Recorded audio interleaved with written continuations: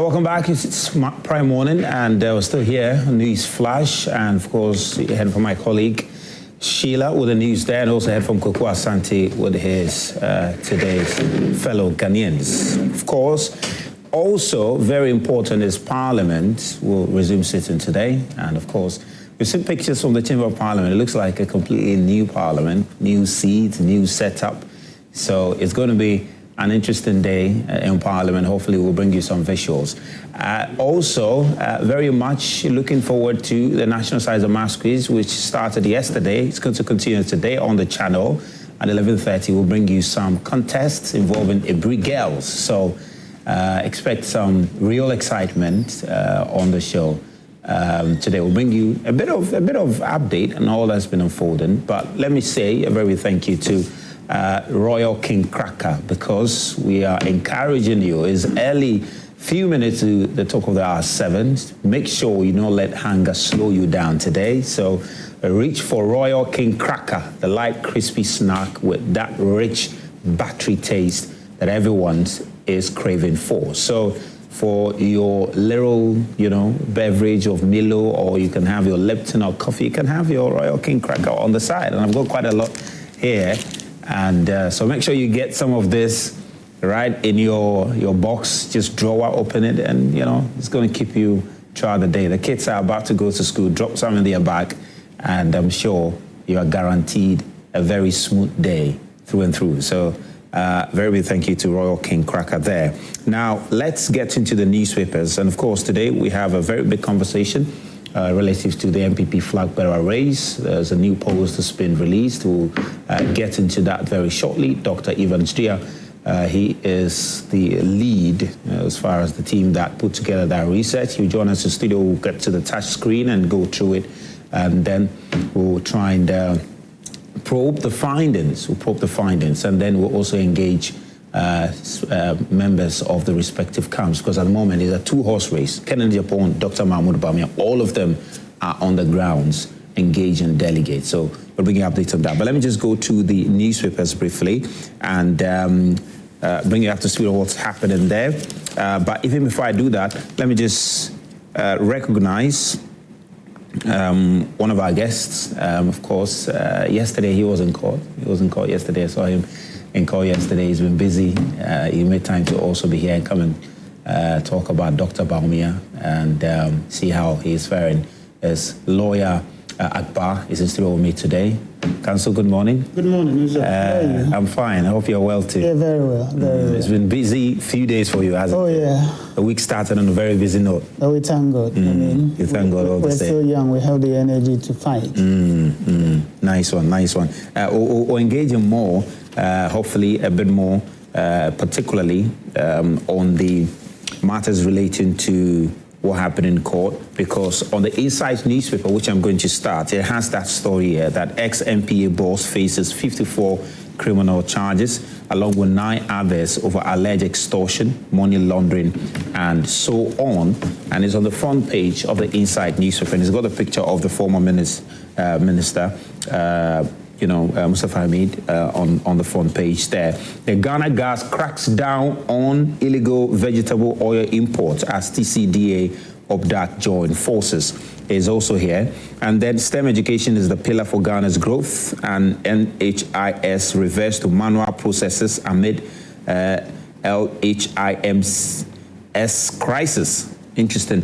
And also, you've got no Equapim Hene exist until Supreme Court directives are followed. And Ghana Water Limited reviews water supply recovery plan to combat Galamsey impact. It's also the front page of the Inside newspaper.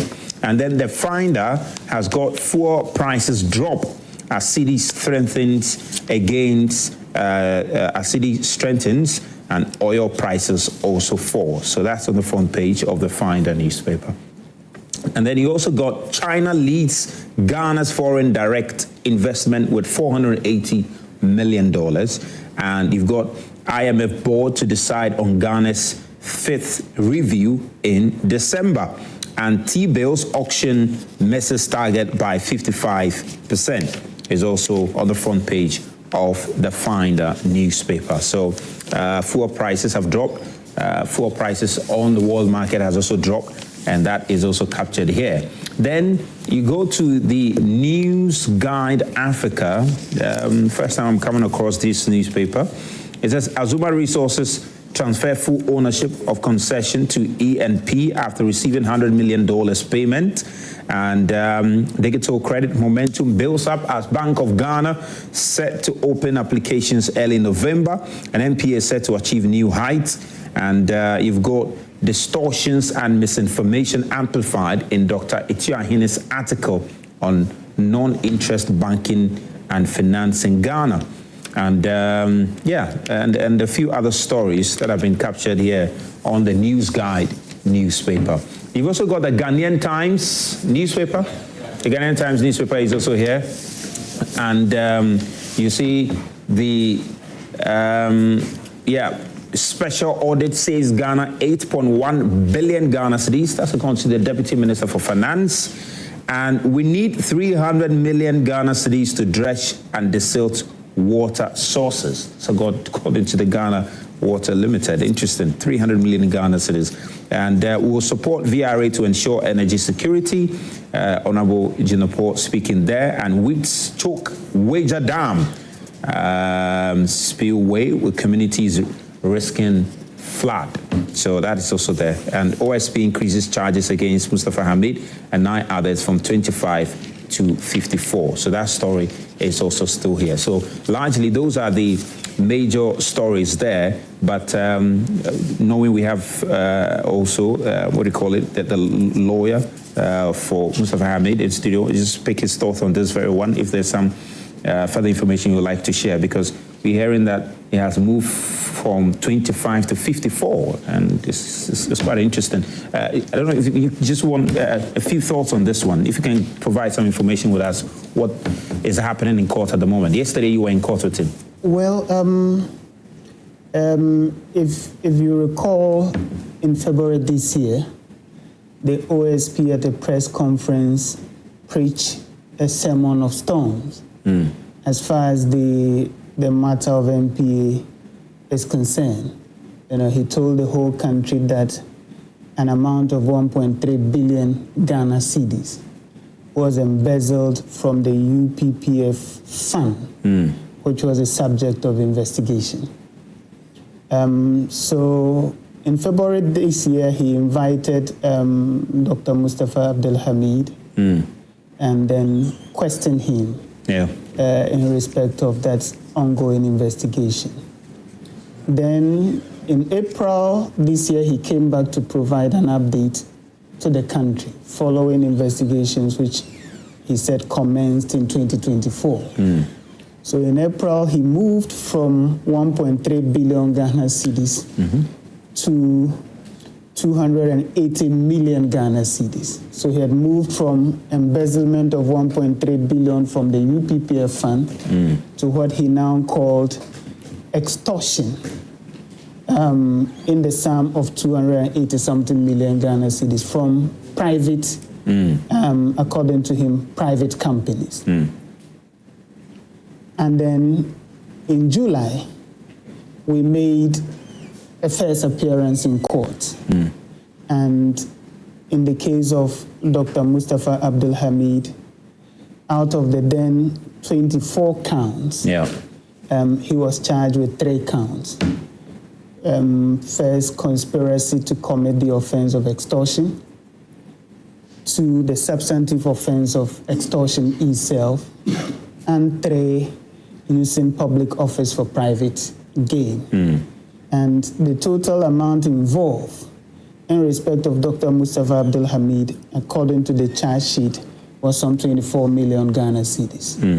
I'm sure you saw the trend from a man who was accused of embezzling 1.3 billion Ghana cedis, later moved, to 280 million Ghana cedis from private companies, and finally to some 24 million Ghana cedis.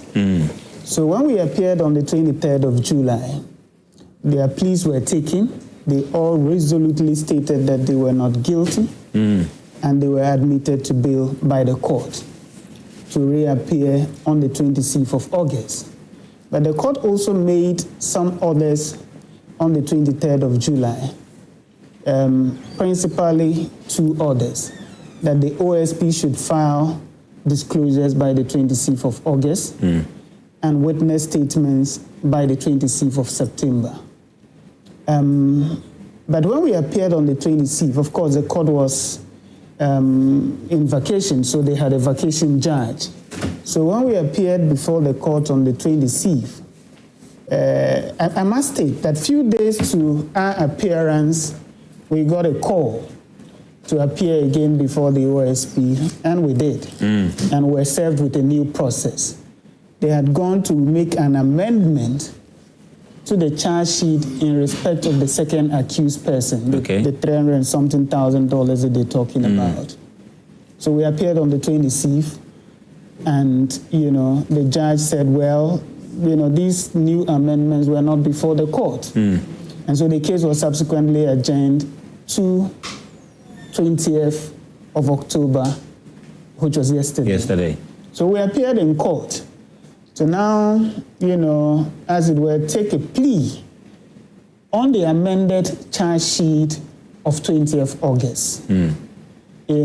So whilst we were in court, then we were served with another process, which again had amended the charge sheet, to now increase the count of Dr. Mustafa Abdul Hamid from 3 to 5.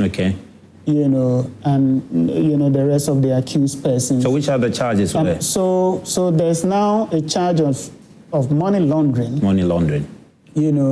According to the charge sheet, the OSP says, they have, looked through his bank accounts and that they have found out that monies that pass through his accounts are disproportionate to his known income. So on that basis, they have built a charge of money laundering. And the other accused persons also have had new counts, and I cannot speak to them because they have their own lawyers. So that has eventually increased, the number of counts from 24 to 54. But Dr. Mustafa Hamid specifically is facing 5 counts. So when do you return to court?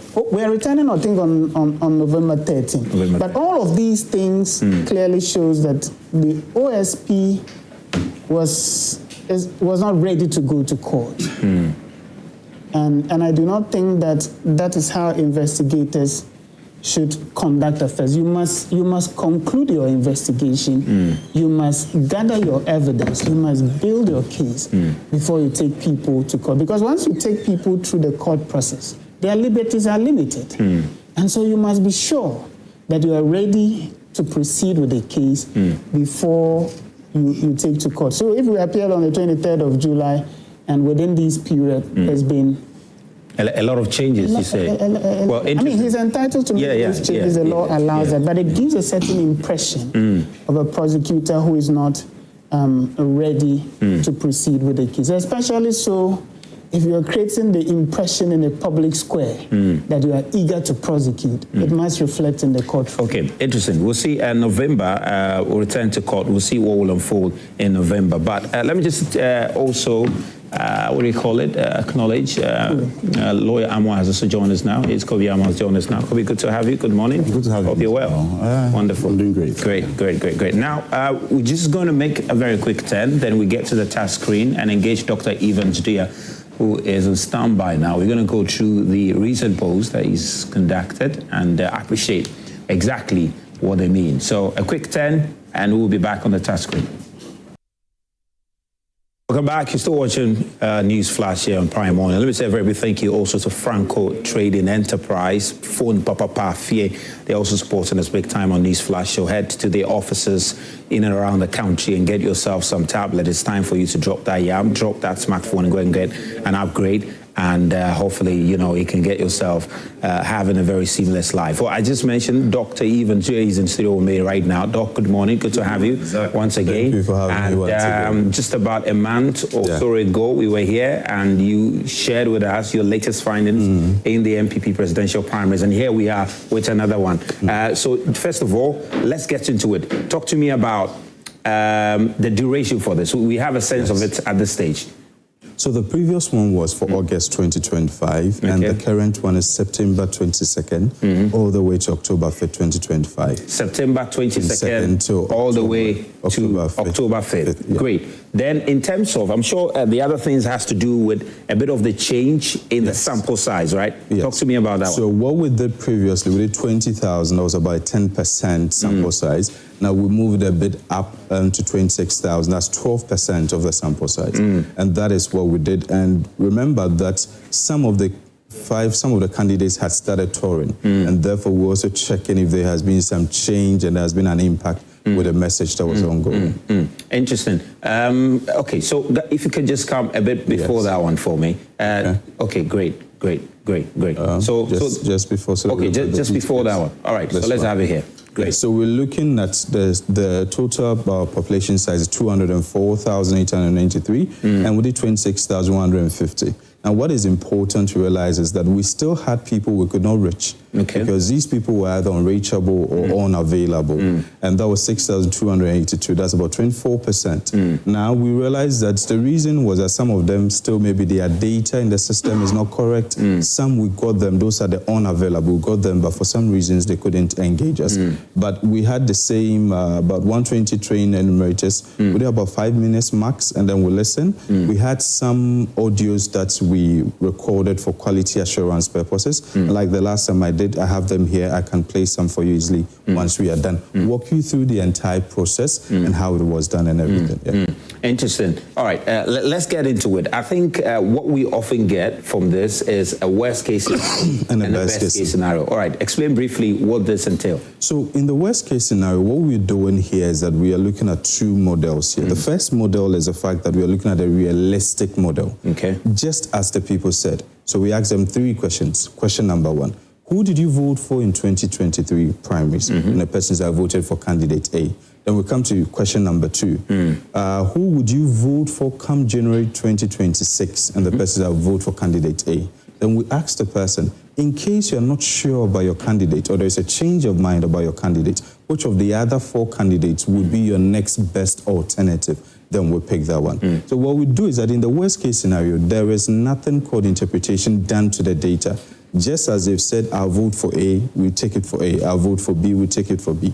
But in the best case scenario, we apply 3 variables here. The first variable is the next best alternative. And the second one is about the undecided and the undisclosed. If you pick the undecided or undisclosed, so what we do is that at the first call, you call the person, unfortunately, I can't tell you who I'm voting for. That's the undisclosed. Then another person goes, I'm a bit confused who I'm voting for. So what we do is that we collect that data, we put them in maybe yellow, and then we come back to that same group of people who are saying that they don't know who they'll vote for or they don't want to tell us. Then we'll let another person call them. Then we'll let another person call till the 4th person. Then we are able to get out of that undecided or undisclosed a sample out of them that will tell us where they would. Then we extrapolate it to the big population size. So in the best case scenario, we take off the worst case and we take off the undecided and the undisclosed. So what I've realized is that some things that some people were asking actually came up a lot, that in the best case scenario, worst case scenario. So if you look at the report,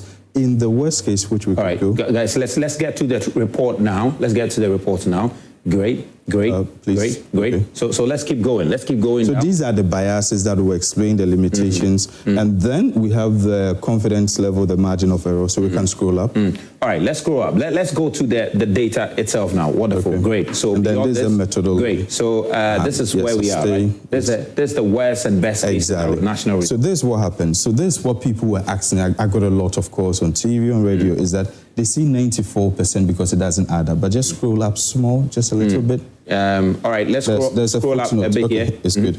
So we realize that the remainder accounts for the undecided and undisclosed, which represents 6% plus this. That gives it 100%. So just for those who didn't get it, who are calling in, it's actually a total sum of 100%. The 6% accounts for the undecided and undisclosed. However, like I explained, there are 3 variables for the best case scenario. The next best alternative, the undecided, and then the undisclosed, that have all been rounded up. That gives us a 100%. Then there's another question that came in. Why is only Dr. Mahmoud Bawumia's best case scenario reducing as against his worst case scenario? So this is actually what is happening. let's assume we are all 5 candidates. Everybody is having maybe 2 loaves of bread, 2, 2, 2, 2. And then we are looking at the potential of any one of us growing. Remember, it is actually 10 loaves of bread that they are sharing. So if I'm to increase to 3, definitely somebody's own would reduce. So the best case scenario is not the best case scenario per candidate. It's the best case scenario of increase in the context. So what it means is that whilst everybody is increasing, somebody suffers the increase. It's a win or lose that we are doing. So just go to the next page and let me show you. But you appreciate the concern. Why we only see with him because being the only one losing. He is the main candidate. So everybody is taking from him. It's taken from him in the best case scenario. And like I do the disclaimer, in the best case scenario, that is an assumption where we now add the next best alternative they told us.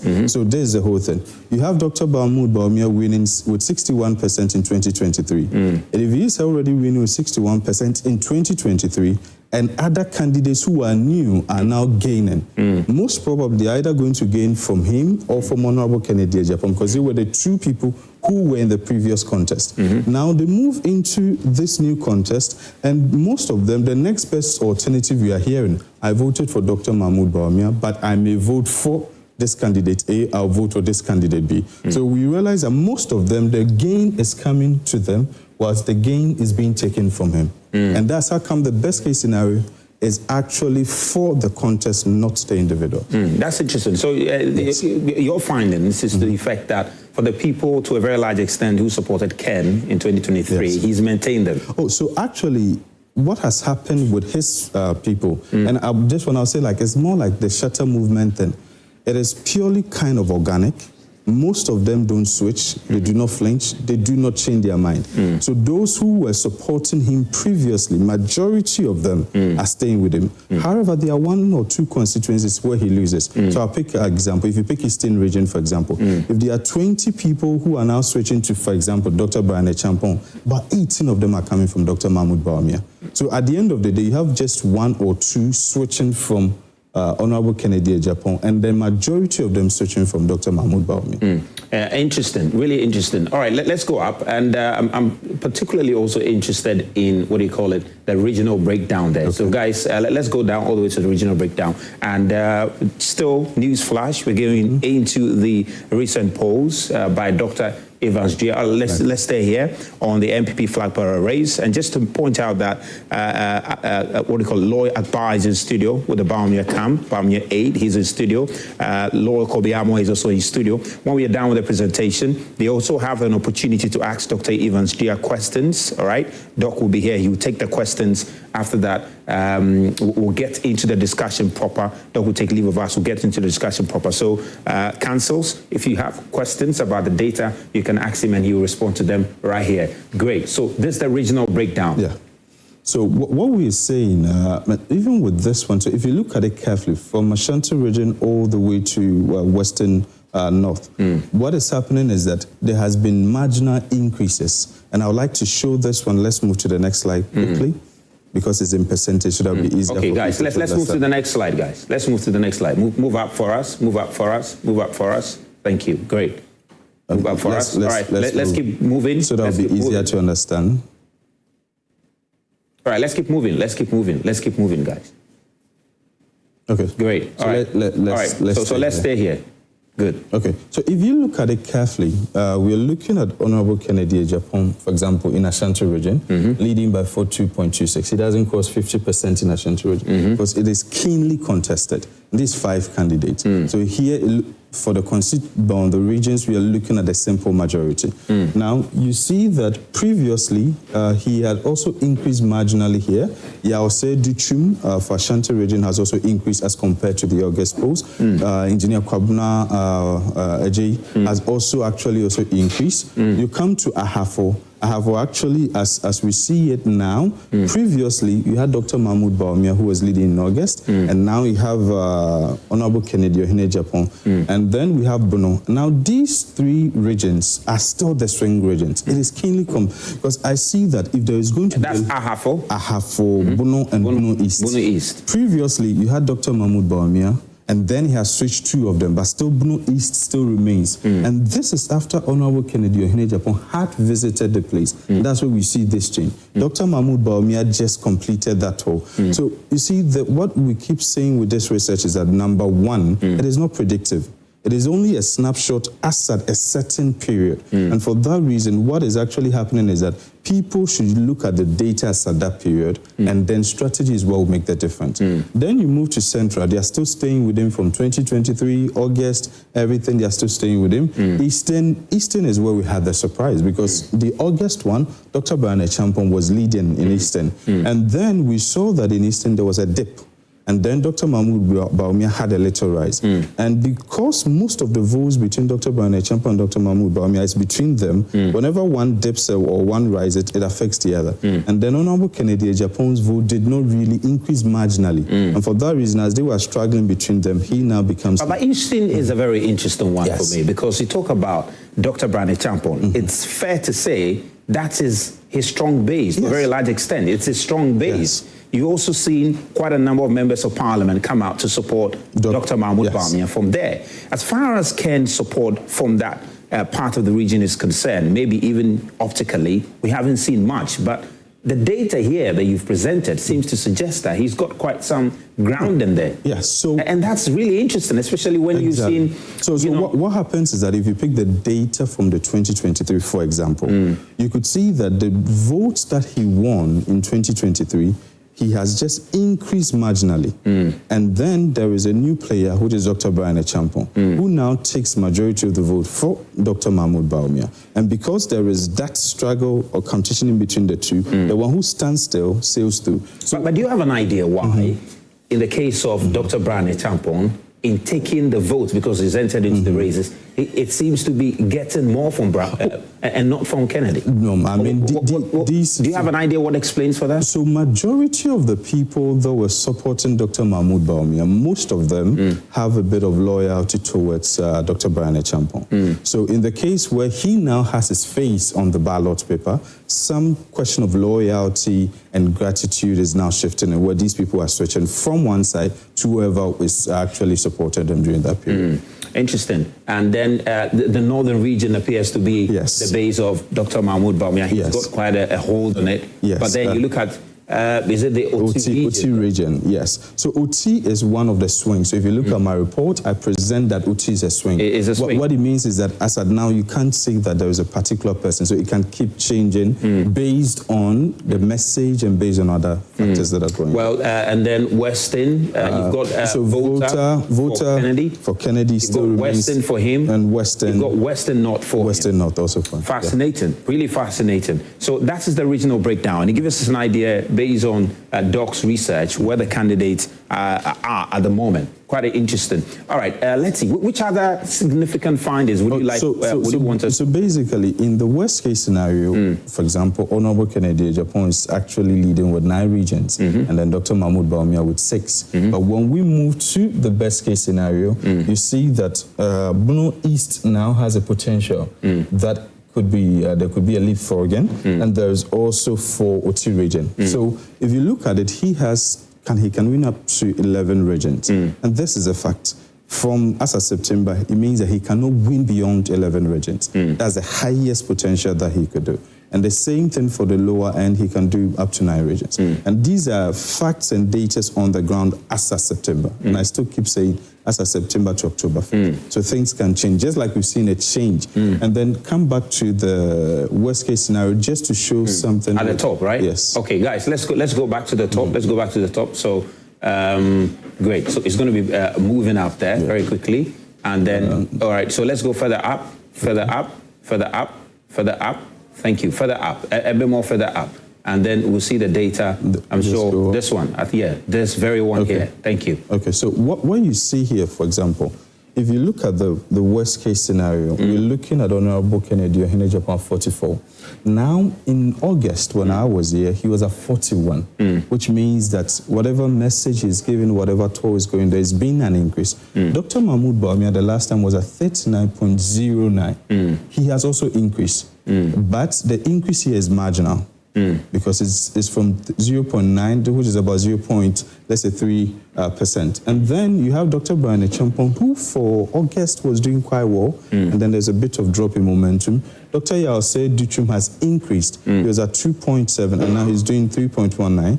And then Engineer Ken Agyapong was doing 0.3, and now he's at 0.86. So you could see that there's been some marginal increases here, and then there's been a dip here. But what is also interesting, and I'd like you to respond to that, is we saw from, what's his name, Musa Dankwa, relative to the Ashanti region, and the number of people who voted for Dr. Bawumia in 2023, he said he spoke to quite a number of them as to whether they are sticking with him, and it does appear that based on his data, they are still sticking with him. So I look at your findings in the first one you released in August, and now it's got Kennedy in the lead. I look at Musa Dankwa polls, and it's got Bawumia in the lead. I mean, okay, so first and foremost, we're comparing two different things. Great, yes, absolutely. Because in terms of this, his was his output that I'd actually had to go and look at it because somebody called me that there was an output there. The output there is talking about the perception with the general NPP voters, not delegates. Yes. What he's put out there is with the NPP population, not the delegates. So we are dealing with just delegates. This is a specific group of people. He's looking at the broader NPP. That's what I read. So there are two different things we are comparing. I mean, what about, because I'm sure you've heard it, you've heard a lot of people raise that concern that in the August poll, he's got Ken in the lead. Now you've still got Ken in the lead. And there is the perception that this entire research is all part of a campaign strategy for Ken Agyapong. Let me ask you, so do we say that Musa Dankwa is campaigning for... And that's another question that has been posed to him. It's a simple thing. Is it because it favors somebody? No, this is about data. When the data comes out, there are two things you do with it. I am a strategist. I remember very well, and I don't want to make some commentary here, where we had the same person that is being mentioned telling we the MPP that time that is not looking good for us, and people called him names. A lot of things happened. We even said we've run our internal polls, and it's showing that the NDC will lose some parliamentary seats and so on and so forth. At the end of the day, when it came that whatever he was predicting came a little bit close to reality, these same people who were bashing, who were calling him names, are now trusting him. And it's funny, the very people who are now sharing it are the very people who are criticizing. And you know, the internet never forgets. So you go back and then you check and it's like, are you not the same person who doubted this? How are you? Because this is how the human psychology and behavior works. And just finally, though, I'm sure you've been monitoring to a very large extent the messaging from Kennedy. I'm sure to a very large extent, again, that might be accounting for why he's making these gains. But what do you think he's telling the candidate that is working for him? Or what do you think the candidate are seeing or hearing from him? So what this one, I would have to quote what the delegates were telling me. So, I mean, I asked, because some of the swing regions, when I saw the change, I needed to know what has happened, because what was the pattern? And then the good thing is that some of the delegates, they themselves will tell you why they are choosing this candidate or why they prefer this candidate over the other. It looks like currently as we stand, unemployment is a big problem for most people, whether for the Gen Z people or for the parents. Free SHS has been one of the biggest blessings we've had. And because we're having more people being educated and we do not have more jobs to absorb people, eventually these Gen Z people see employment as an important aspect of it. Parents are worried, so they also want to see. Now, the first thing is that the message about job creation seems to resonate with the youth and with the parents. The other part of it is that, you see, Ghana has gotten to a place where even look at someone like myself, where the least thing you do in politics, there is a tag about dishonesty. People think this is that and so on and so forth. People are looking for a candidate they think they can trust, who is honest, who is straightforward, who is passionate. And then they think that he has a lot of honesty. They look at some of his general... I remember one particular audio, which I can play for you afterwards. The person said that the person was surprised to know he paid $6 million to help with 37 cardio. He was not contesting maybe a seat there, not looking for anything, just to pay $6 million to help in a place with no politics. So job creation and his philanthropy work. Yes. What about Dr. Bawumia? What do you think he can do? He can do between now to January 31st to appreciate? So this is the whole thing. If you look at it carefully, everything related to all of these candidates, including Dr. Mahmoud Bawumia, the first thing is about your message. the message. The second thing is about the personality. The third thing is about the people surrounding the personality.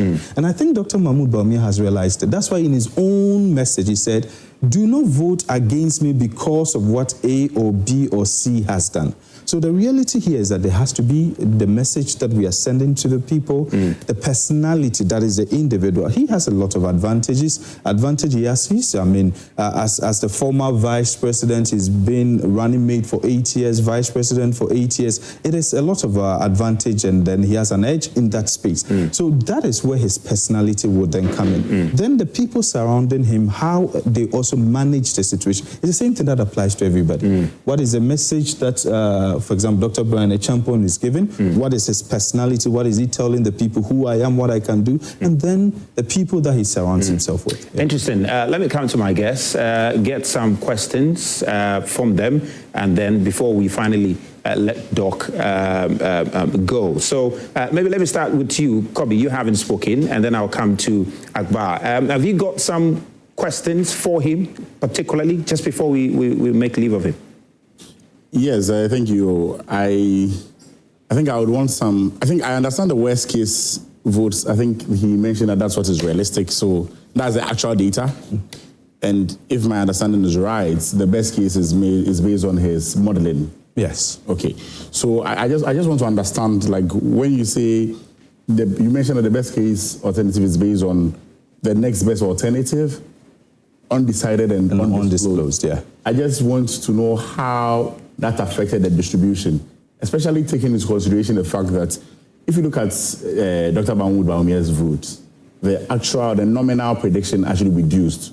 So how did it come about? No, so that's actually a very valid point, and it's actually the question that quite a number of people are asking. If you pick the worst case scenario, which is the first model, which is actually the realistic one, that means that if the person says I'm voting for A, I'm voting for B, it is as it is. In the best case scenario, we now ask the people, who is your next best alternative? The next best alternative will mean that I am voting for A, but if for anything, I'm switching to B. What it means is that the more people that are switching to B, the more that A is losing. I don't know if you understand it. If I say that the next best alternative, so for example, is Kobby Amoah Esq, and then previously I voted for Honorable Ken Agyapong. Most people are saying I would now vote for Kobby Amoah Esq. As Kobby Amoah Esq is gaining, it's a percentage of 100%. Once one is gaining, the other might be losing. So it still has to add up to 100%. I don't know if that works for you. So eventually, that's how come I use a simple analogy of loaves of bread, because sometimes you have to break complex things down. So let's assume that there are 2 loaves of bread. Let's assume that we have 2 plantain. I've given it to 10 people. So 10 people, they all have 2. And we are saying that we want to look at the model where the people actually increase. Now, in looking at how they actually increase, if I have 2 and I've increased to 3 within the 10, then somebody definitely, so somebody has to give for somebody to increase. That's what it actually means. Kobby, are you okay, or you've got some further questions? Just one. So at what point, so yes, I understand that of undecided, undisclosed. Okay. But in relation to the next best alternative, at what point does it affect the data? Oh, at the point where we are looking at who is switching from A to B. So once the person is switching from A to B, B is a loser, A to B, B is a winner, and A is a loser. Okay. So that's what happens. So that's how come if you look at it, I did the delta, the degree of change in the next one, showing that who has actually increased and who has actually decreased. Can we look at that later? Just the next one. All right, guys, if you can move this up for me briefly. If you can do that. Guys, if you can move that up for me briefly. Thank you very much. Okay, great. All right, just it's fine. So here you are looking at it as, so what people, if you look at it carefully, then you have, for example, Honorable Ken Agyapong doing 44 up to 53. You have Dr. Mahmoud Bawumia doing 39 up to 32. So what people, where the misunderstanding normally will come from is that, is the lower end not supposed to be his worst, and then the upper end? So what we could have done, and I'm saying this, is that we could have just represented that the best case scenario for the individual and the worst case scenario for the individual. In that case, we are going to look at the upper and the lower echelon. And in that case, we're going to look at the lower in terms of baseline and then the ceiling. But here, we are looking at the context. That is how come we take the contest in 100%. And as one gains, the other loses. So if somebody is moving from A to B, B gains as A loses. And what we are seeing here is that in the best case scenario, most of these candidates, they've now joined the race. So it's as if this Akana, tagline that we have. What it means is that these are people who have now entered the race and they are taking up some votes. Where are they taking the vote from in their best case scenario? So if some people consider them as the next best alternative, the question is, who was the person that they preferred before they moved to the next best alternative? Interesting. Let me come to you, Akbar, now. Well, I would channel mine into my criticisms. Yes, please do. That's okay. Okay, great. So you don't have any questions for him, right? Yeah. Great. So the advantage is that credibility of research is to subject yourself to scrutiny. And that's the reason why I've sent the public document. Any media person who has requested for it, anybody who needs this document is in the public domain. I'm available. You can send me messages and then I'll reply to that. So when next are you going to... for now, we want to measure the final impact after the whole tour because we've seen changes between August and then September. So what we are looking at now is to see if most of them, so if they're able to complete the national tour by December, we'll do December. But the main variable here for me is actually when they would finish with the national tour. So when they are done with the national tour, so that we can measure the final, and that will be... And are you expecting any significant changes?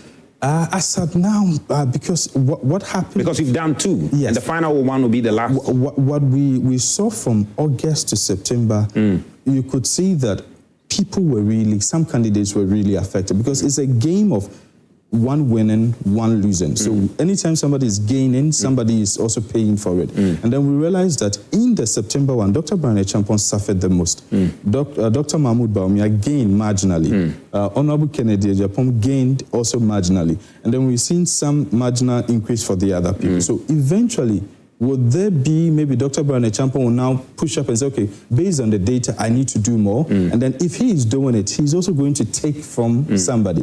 So eventually, what we see is that if the competition remains very keen, then there can be a possible, probable runoff. But if the message should go, momentum should go, then as of September, and I quote, as of September, from the analysis and the research, only one candidate can cross the 50+1, as of September. But things can change October, November. So I encourage all the candidates, it's about three things: your message, your personality, and the people who are surrounding you. Doc, thank you very much for coming to the studio. Well, the show is going to continue. We're going to get to the table and engage extensively on this data and also appreciate exactly what the candidates are all up to at the moment, all right? Stay with me. Still Prime 1 is News Flash. My name is Razak Musbao, and this is Joy Prime. Quick 10. We'll be back to continue the discussion. Welcome back. It's still News Flash here. My name is Yussif and Akbar, lawyer Akbar, is still with me, and lawyer Amoah is also still with me. Let me say a very big thank you again to Royal King Cracker.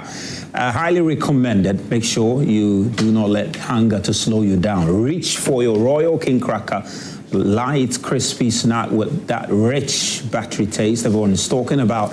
It's not just any cracker, it's Royal King Cracker. So grab one and stay energized throughout the day. And of course, also a big thank you to Franco Trading Enterprise, just where you can get any device that you want, mobile phone, laptop, tablet, you can get it there. They've got it all. So head to their offices and get all that you need from them. All right, great. Now let's get into the discussion now. And let me start with Counsel Lawyer Akbar. Interesting findings. And if you look at the visuals you're getting on the grounds, especially, I know Dr. Bawumia finished Borno East recently. I know he's still on the grounds. Which part of the region is he? Yeah, he'll be in Savannah today. Yeah. So from Borno East, he's moving heading to the north. Yeah. So he'll be in Savannah today, and he will tour all the 7 constituencies in the Savannah region the next couple of days. And it's going on well. Going on well. We're very confident that we'll win in January. How's the feedback been? Because the data from the researchers appear to give another impression. You know, I like the pretense in the whole thing, especially between Kobby and Evans. You know, we're in the same party. We know we know ourselves. They're both working for Ken, and it's quite exciting to see Kobby, appearing and aware of this work and posing questions to a researcher from their team. And I believe that, it is something that they, did together and put it out there. Now, you think this research was done internally by Ken Agyapong? Evans works with Ken. He supports Ken. Oh. And I thought he was going to be part of the discussion, actually, that I'll put this to him. He supports Ken. He runs a platform, and I've shared, some with you. He runs a platform for Ken. These things are put in there and discussed. In fact, even this show, as you saw, was put on the platform, and the people there were encouraged, to listen to this presentation and all that. But that is not the basis for, critiquing the findings. I mean, you can work for Ken and still do a good job as far as the data is concerned, and it will be thoroughly assessed.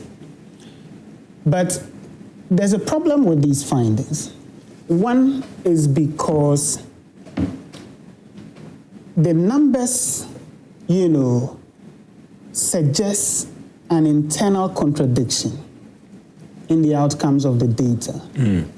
So, for instance, if you look at the regional level analysis in page 13 and 14 of the report, I'm sure he has a copy here and he can cross-check that. And guys, maybe you can try and put that on the screen for us. The regional analysis, page 13 and 14 of the report. And you do the summation of all the 16 regions, you would find, in the best case scenario, a total of 204,000 plus delegates, suggesting 100% participation. And then if you do the worst case scenario also, of all the regions, you would arrive at the same figure, 204,000. Mind you, the sample size, in the abstract is 26,000, and he does what he calls extrapolation to the general, voter population of 204,000. So in the regional breakdown, in the worst case scenario and the best case scenario. Yeah, so guys, we can go to the regional breakdown. So that's page 13. I think that's it, right? Page 13 and 14. Yeah. So that's okay. So this is the percentage. Let's go to the numbers. Let's go to the numbers, the actual votes. So let's go up a bit. Okay, so this is the best case scenario. Yes. So you want to deal with this first? So at the regional level, what I'm interested in is, so if you see the number of delegates here, you've seen it, 204,893. Yeah. So it is the same, and this for the best case, as you can see. Best case scenario. So it is the same for the worst case scenario. All right, so worst case, let's go up. You see that? Let's go up to the worst case scenario. Thank you. So that's it, 204,000. 204,893, suggesting 100% participation. So you look at the regional data, and you have 100% participation, which is correct. Now you come to the national level results on page 8. National level, so we can go up, further up, and we'll see the national level results. And, okay, great. So let's go further up. That data is going to come up very shortly. Last one. Great, here. Okay. Yeah. Where's the best case scenario? So at the national level, in the best case vote, you saw 204,893. Same as the regional for best and for worst, suggesting that in the case of best case votes, you had 100% participation. Now, if you come to the worst case nationally, then you have 192,506 votes. Yeah. And as indicated here, suggesting 94% participation. Yeah. But he footnoted here at the national level. And the remainder account for undecided. The remainder accounts for 6%. Yeah. But when you analyze the original numbers, for both the best case scenario and the worst case scenario, you had 100% participation. And the national level results as a product of the regional level.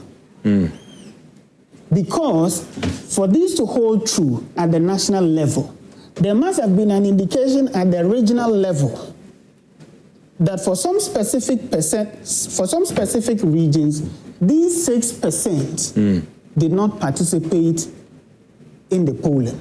So you're suggesting that this very note here, this very exception at the national level should have reflected in the regional level. Regional level, because you cannot have 100% participation for both the best case scenario and the worst case scenario at the regional level. And when it comes to the national level, you have variations in the participation. But there's an explanation to this. Okay.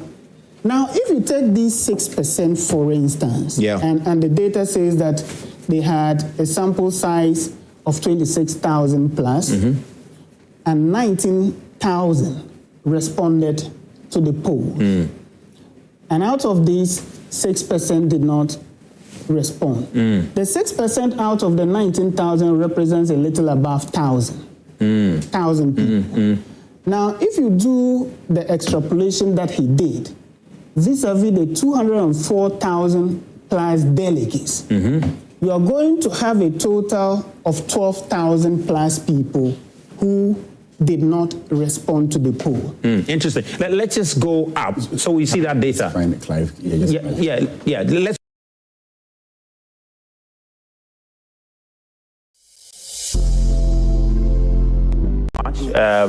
The sample size bit there and the number. No, so I think we've gone. Okay, somewhere here, I believe. Okay, great. This is it. Just calm down for me. Calm down a bit more for me, guys. Thank you very much. So, great. Let's capture this. So this is what you're referring to, isn't it? Exactly. So the non-response. So non-response, 6,282. But you don't use the 6,000 as against the sample size of 26,000.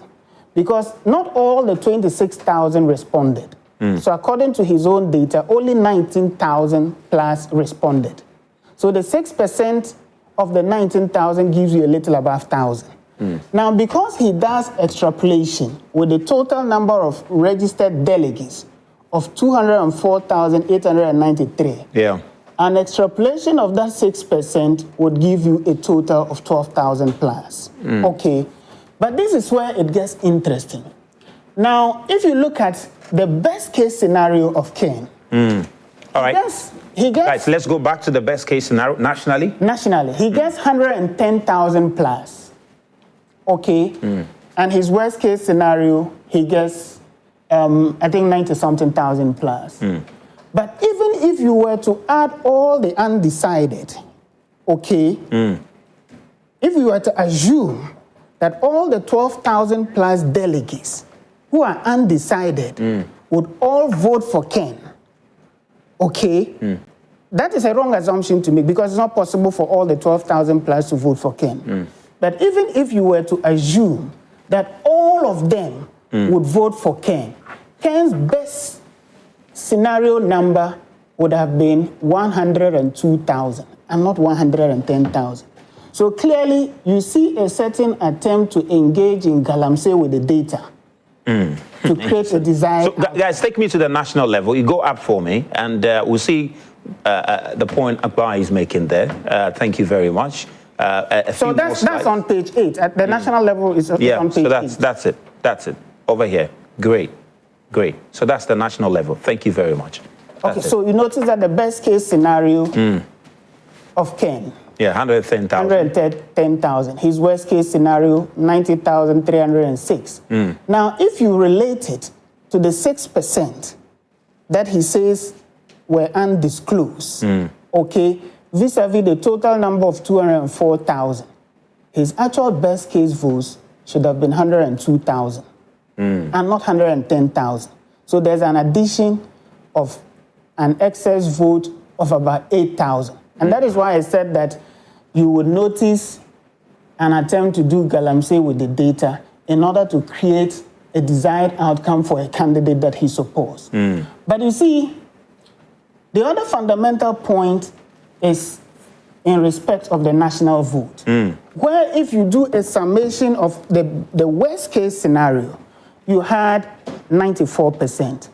But those who do research will tell you that the participation of the respondents must be 100%. The 100% include those who are undecided or those who have refused to disclose their voting. You cannot subtract it from the totality of the number to have 94%. And that is why he's using two distinct figures. So you come to the best case scenario, he has 100%. You come to the worst case scenario, he has 94%. That, according to many statistics, those who do statistics, cannot be the case for any research because it has to be 100%. The percentages for various individuals can differ, but the totality has to be 100%. You cannot have a situation where you have 94% because you decided to remove 6% of undecided voters. Undecided voters are part of the total number of the respondents. But beyond all these concerns, I mean, beyond all the concerns you have about the data, etc., is there anything that you find as a lesson from this? No, of course. I mean, you see, even though this data has been cooked in the propaganda kitchen of Ken and the aroma is quite messy, but there's always some good, even in the worst of things, all right?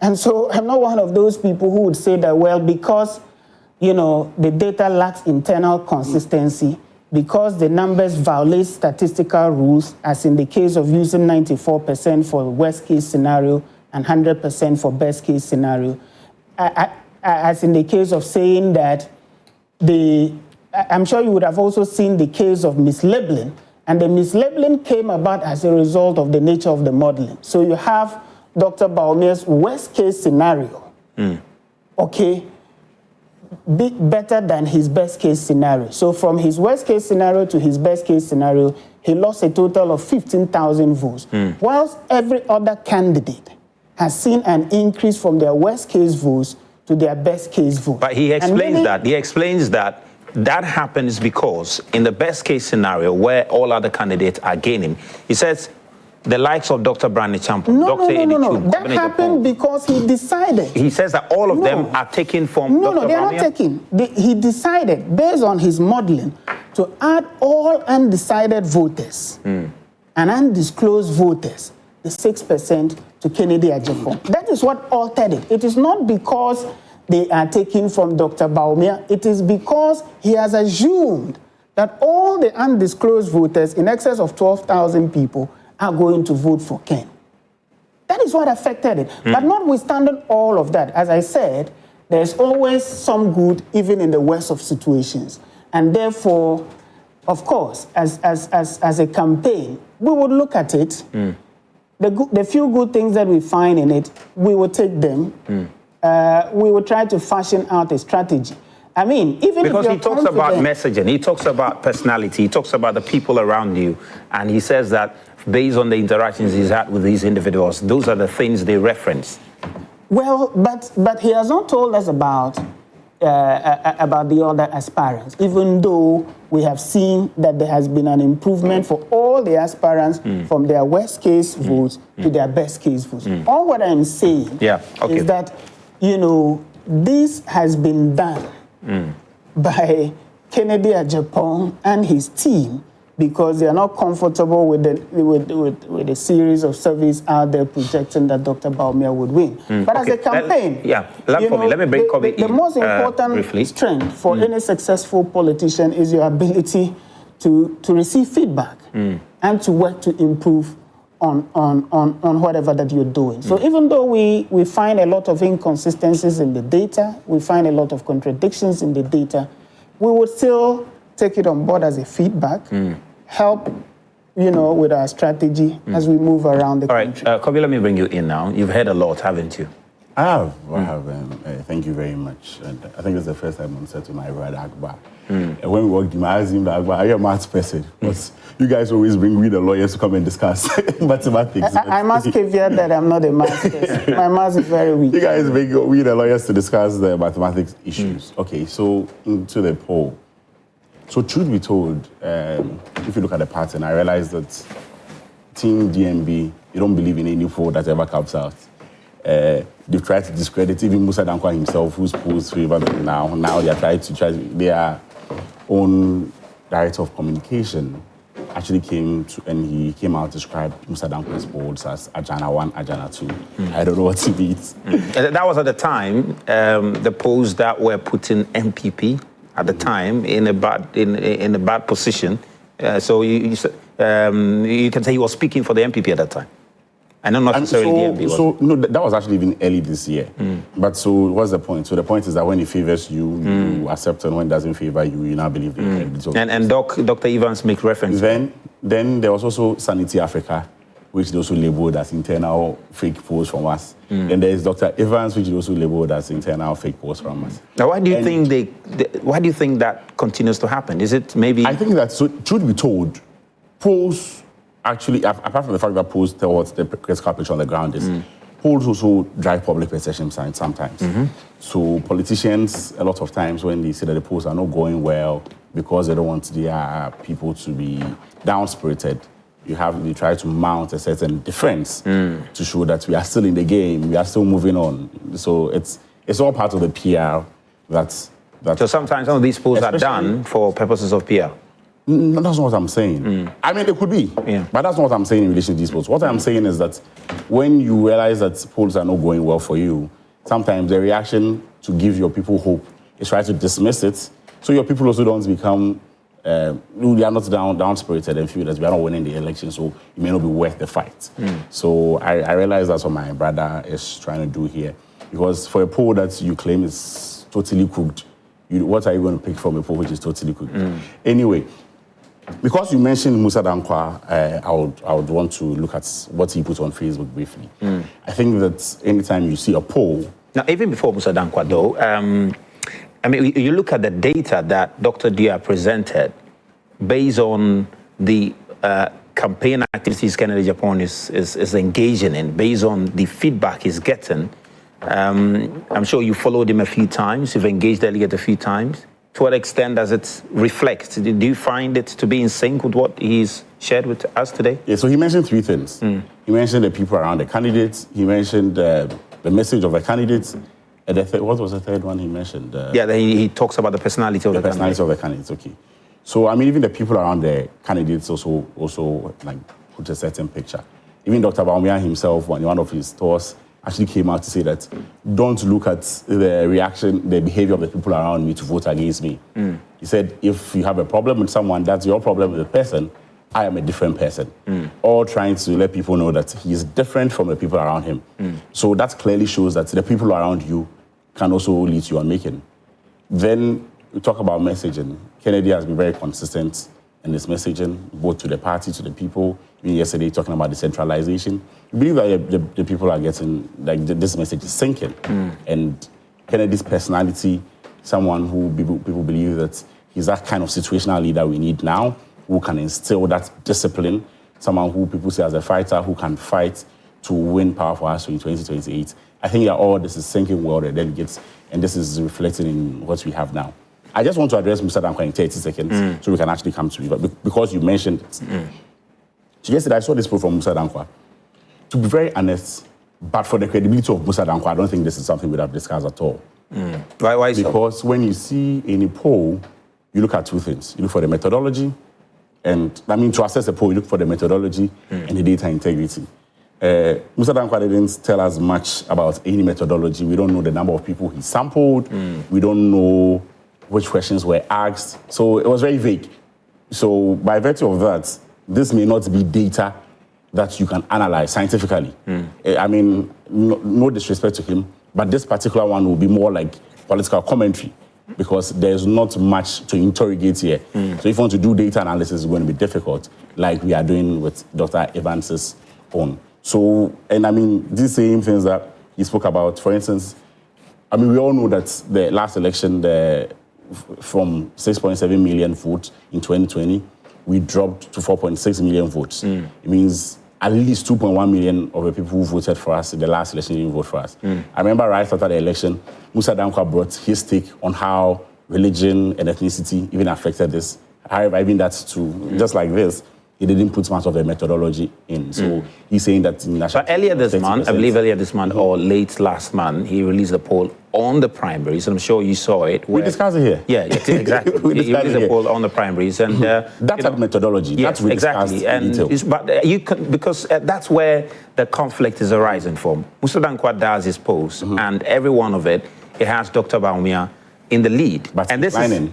is great. We did the analysis, right? In the lead, but still he seems to maintain a certain hold. He's declining. Yeah, Musa Dankwa's last poll. Yeah, but he's still in the lead. Yeah, but still he's still in the lead. Actually, he's still in the lead. Last poll, even Ken had declined. Yeah, he's still in the lead. So the point is this. That's the point I'm making. You're talking about Musa Dankwa, who the NPP and even members of Dr. Bawumia have, raised concerns about his credibility, continuously doing a poll that has Dr. Bawumia in the lead. But they also have, declined by 5 points. It's very important. Then you have Dr. Evans also having a poll which has Ken in the lead. Yes. All right. So I'm just talking about, of course, you have studied the Musa Dankwa polls, but despite some of the declining, some of the decrease, it's got Bawumia in the lead, and here is Ken also leading in this one. You understand, for some people who are sitting back. So now we who have methodology. Great. Okay. So Musa Dankwa polls just about 2,500 people. I mean, which is statistically good. But for data analysis, the more you poll, the more you interview people, the more your data you have behaves like the population. So if you look at Dr. Evans, I don't even think that 26 is the number to use, because the people he reached were 19,000, I think 800 and something. So that's the number you use. So comparing the views, I mean, provided data integrity is all constant, but comparing the views of 2,500 to 19,800 people, you realize that the 19,800 people, if all things are constant, will act more like the population, because it's a higher number. You are looking for 200, you want to poll this election, we are looking at about 204,000. I realize both people have not added the new entrants who are the old executives. However, looking at the data we have now, he is looking about 10%. Musa Dankwa is looking about 1%. So you realize that may cause a certain difference in sample size. That may cause a certain discrepancy. Now to Dr. Evans's presentation. I think that my brother Akbar is raising some legitimate questions. However, I would have expected him to ask the man himself why he was here, because we had opportunity to have him here to present. I initially thought he was going to be part of the panel. Yes, because I think that I didn't know he was going there were certain issues, because I also had questions. So I think that there were certain issues that if you disagreed with, he could have clarified. Because now he's not here, but we had opportunity to have him here.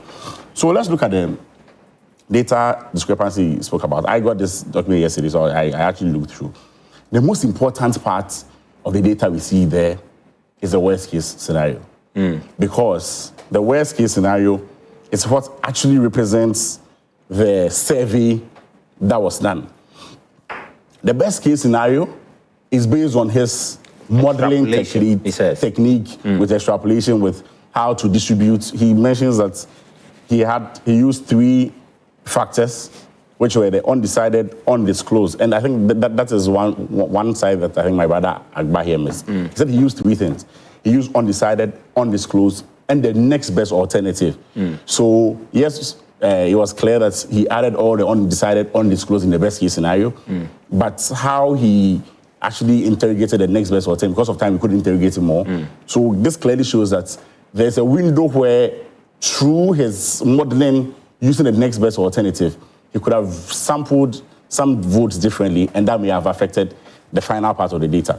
But as I said, worst case scenario is probably the most important thing here to me, in the sense that is the actual data.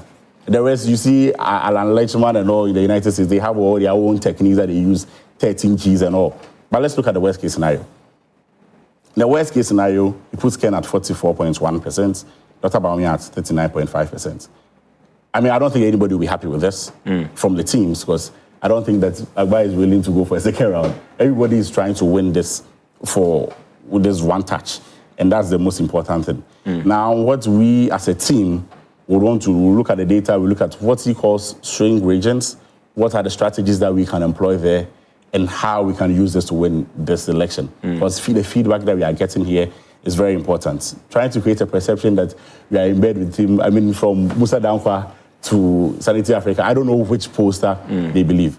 But one important thing that I think, because I asked the question that I think that we should address, because if you look at the totals here that he's saying 94%, I think that he clearly indicated that the 6% were undecided and undisclosed people. I understand that if you look at the data on page 8, it is always, it's not too clear. So where are the 6%? I think that, I don't know if you could turn to page 6. All right, guys, if you can get us page 8. Page 8.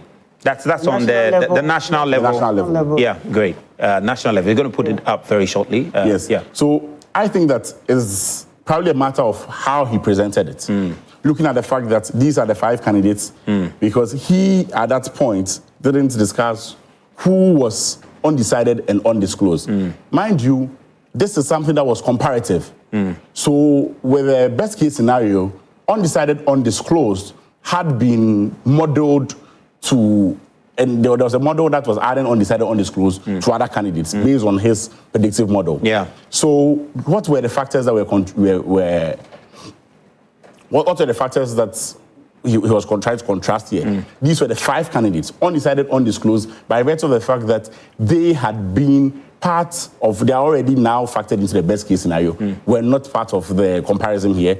So I understand why maybe he may decide not to put it in this particular slide and note that the remainder accounts for undecided and undisclosed. Because here, if you realize, it was comparison between worst case, best case, and undecided, undisclosed were not was not part of what he was comparing. Yeah, it was not. But let's go to the regional level data.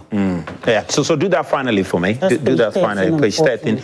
We can go down a bit and we'll see that. Touch on that finally for me so that we can just get a few more submissions, take some messages. So this is the regional data, the worst case scenario. You want the worst case scenario, right? Yes, worst case scenario. Okay, great. So this is what we have. So in as much as here he's using the regional data, if you look at the presentation here, realize that at undisclosed, undecided, he actually puts figures there.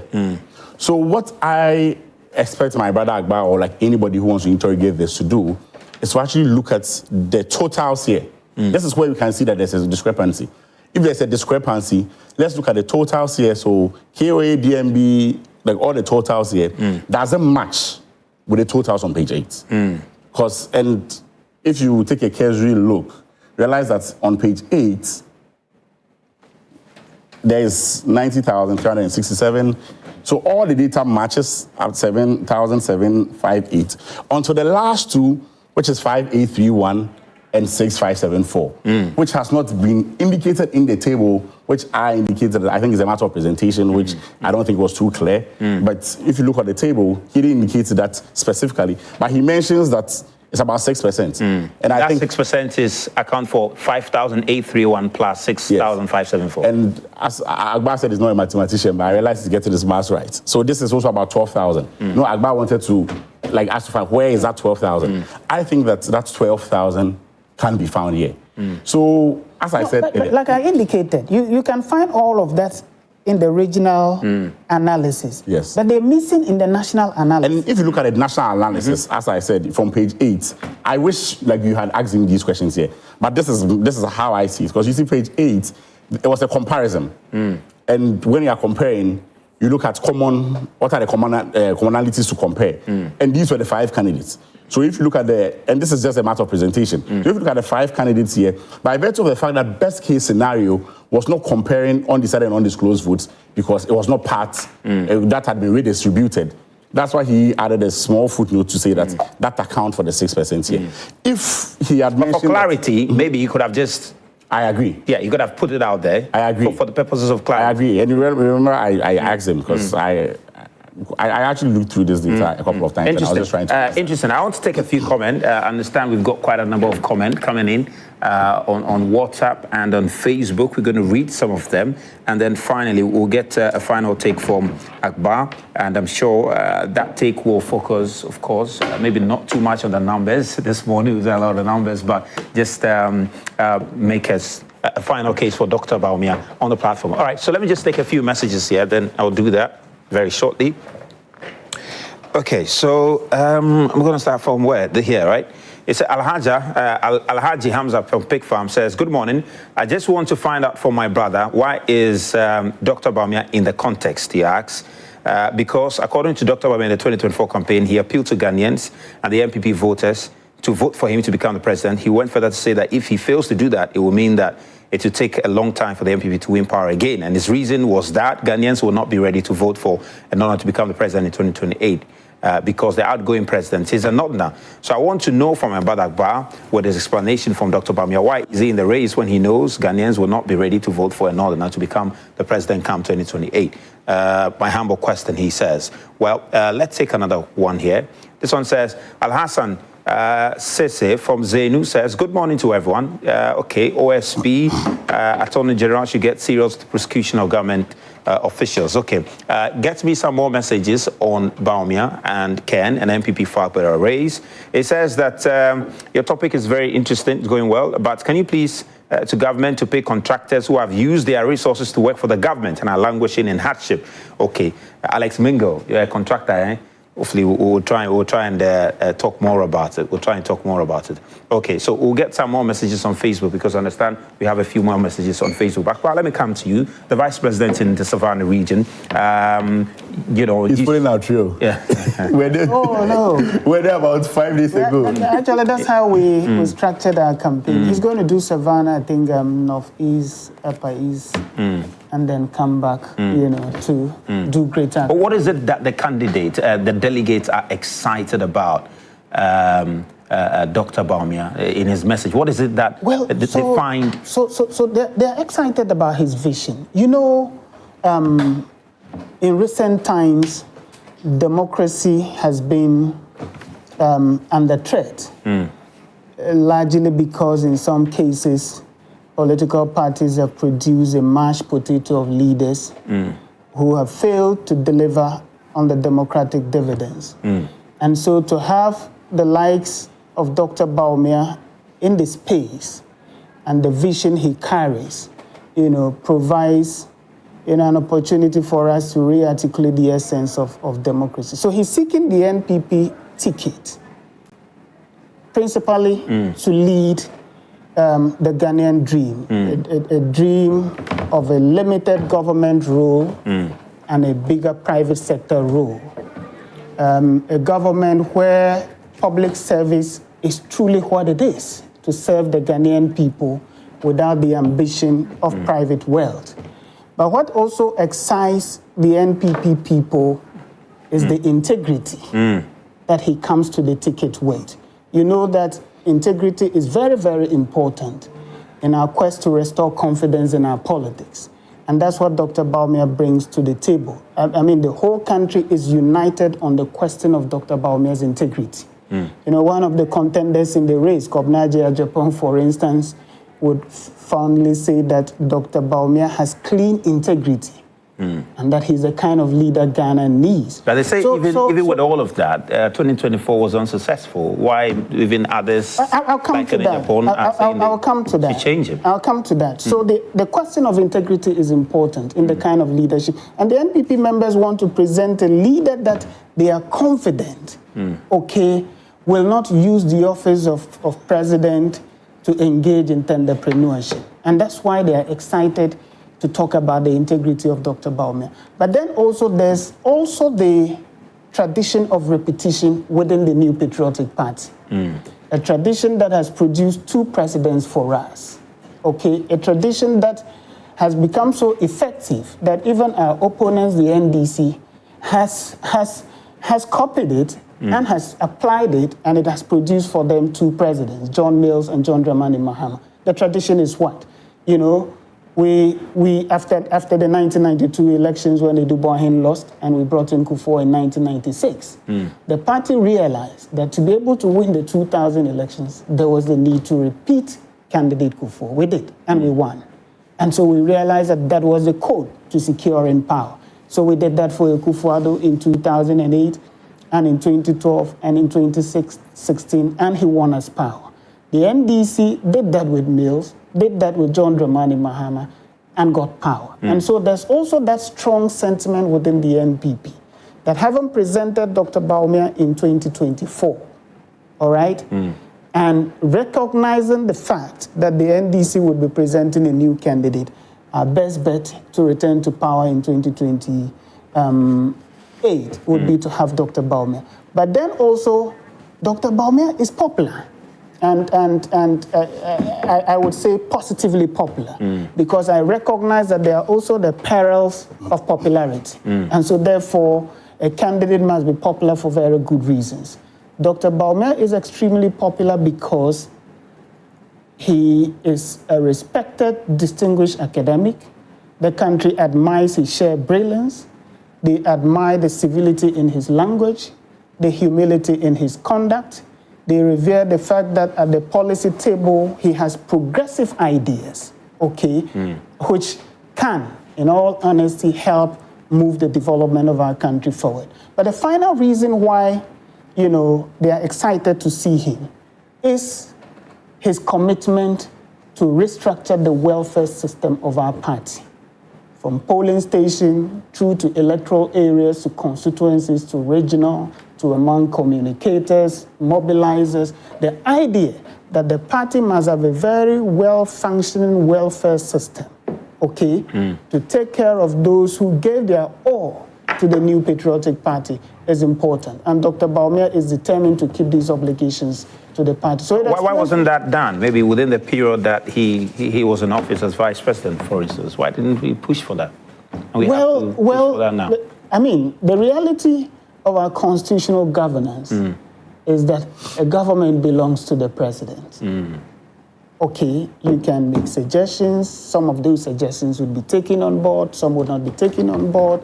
It is not because you're not recognized. It is the structure of our constitutional arrangement. And so some of the ideas can better be implemented if you sit in the driving wheel as the president of the Republic of But then you also appreciate the concern. I'm going to come to Kobby so that we wrap up. Go understand there was a fire outbreak in Kantamanto. One of my colleagues have arrived there. We're going to connect to him very shortly and bring us up to studio. No, he wouldn't. I want to hear from you before. Yes, another fire. So we'll get to Kantamanto very shortly. I'll hear from Kobby, then we'll do that. Just finally, maybe in 1 minute, just land on this for me, that, of course, you make reference to the strategy of repeating candidates, but even those from the Ken Agyapong camp make reference to the performance of Dr. Bawumia in context, even in comparison to all the other candidates since 1992. And they say that the loss in 2024, based on the numbers, just based on the numbers, they cite the fact that, I mean, how much the party lost in 2024 election compared to the previous election. 2024 looked like a very huge dip. They always say the worst, and that's what reflected in their cooked data, worst case. But that's not true. I mean, if you look at what happened in 1992 and what happened in 1996, you cannot say that what happened in 2024 is the worst in our history. The data does not support that. But of course, there were a lot of factors that militated against the NPP in 2024. And scientifically established surveys pointed to those factors. And it had absolutely nothing to do with candidate Bawumia. I mean, you can say, what do you want to say? But the reality of the data, at least we've seen that from Conrad Addo Foundation.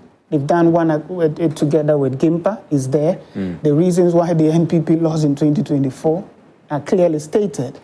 In fact, the question of religion and ethnicity, which my brother subtly referenced, were dismissed outright. There was a percentage of it. It was not high, but it was recognized. Insignificant to determine the outcome of an election. All right? The Professor Michael Quay, and quite recently the one done by the Africa policy, something I can't recollect the name. So there's been reports identifying why the NPP lost, and those factors clearly were exegeted. Interesting. It had nothing to do with candidate. Yeah, good. Let me come to... Is that Dr. Desato's African policy group, or that's a different group? Oh, there's one professor at UPSC. I can. With Dr. Zato, the one who... I don't know the membership, but I know that there's one professor. All right, Kobby, just touch briefly on your case, and then I can go to Kantamanto and see what has happened then. Yes, but I hope you give me equal time. So, 2 reasons, Kennedy. I think that amongst all those contested now, Kennedy has been the most loyal to the party grassroots. He's been the one who has fought for them the most. He's been the one who has shown that he loves them the most. And he's been the one who has supported them the most. Prior to 1992, even before the party was formed, from the Dankwa Buzia Club, the United States, where they all had to contribute, even to lead to the formation of the NPP, we realized that apart from maybe Dr. Kobby Amoah Esq, who was around, none of the candidates were around. Since then, Kennedy has supported the party throughout. The number of, I don't even want to talk about financial and all, but he's fought for the party to the sense that he was even charged with treason. So when it comes to loyalty to the grassroots, when it comes to identification with the grassroots, Kennedy is the person to do that. 2028 is a very tough election, so you need someone who can ginger the base and know that this is the leader who we are going with, this is the leader who is going to fight for us. 2, I believe Kennedy is the person who can win power for the NPP. We are at a stage, and as I mentioned, looking at our history as in the Fourth Republic as a country, it usually takes 8 years for a political party to leave office. So if we are being very honest with ourselves in relation to the history, 2028 is probably one of the most difficult elections. We have an election, and so we don't have to fill the candidates who was not, first of all, even able to maintain his previous votes in the 2020 election, where we declined by 6.7 million votes. We don't have to maintain a candidate who by Mr. Dankwa's analogy, doesn't even have confidence of 28% of the people who voted for him in the last election. We don't have to maintain a candidate who lost some of the key places that we expected him to win for us. We need a candidate who can unify the party. When we talk about unification of the NPP, we're not talking about unification of just the core delegates and the members of the NPP. If you look at the people we lost, the people who voted for us previously, who we lost during the last election, amongst the candidates, who can bring them back? I remember when Alan resigned, Bachejaku came with, released a certain circular, and he mentioned that there are a lot of people in the NPP who are not happy with what is going on in the NPP, and they have resigned in their hearts. These people are not coming out to say we have resigned, so we don't see them, and it played out clearly in the election. So we need a candidate who can extend an olive branch to bring them on board. We need a candidate who can also even court the smaller parties. You never know, 2028, it may even go on a runoff. It's a very tough election. We've had history of runoffs.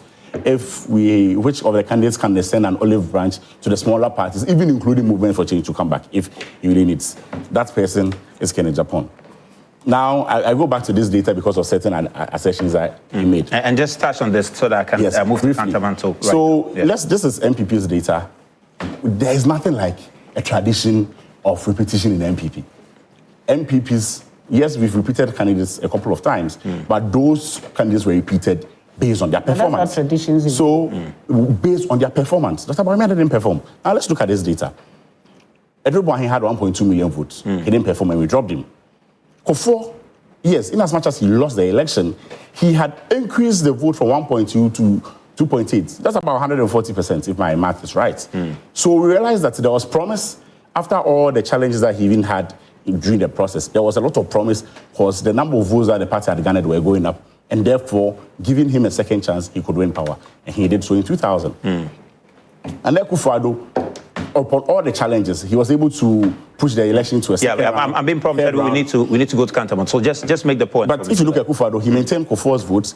He rose to 6.7. Dr. Bawumia dropped our votes from 6.7 to 4.6. Clearly showing that, well, isn't it nominal numbers we discussed it earlier? Clearly showing that he didn't perform, and therefore, per the tradition of the party, if you don't perform, we drop you. And I think the delegates have this message clearly, and that's what's showing it. Well, interesting. The delegates will engage the Dr. Bawumia in Savannah region today, beginning today. Dr. Ken still in the northern region, right? He's doctor. He's in the northeast region. He's in the northeast region. Well, that's interesting. Yeah. That's interesting. Yesterday, last night, was in Wale Wale. All right.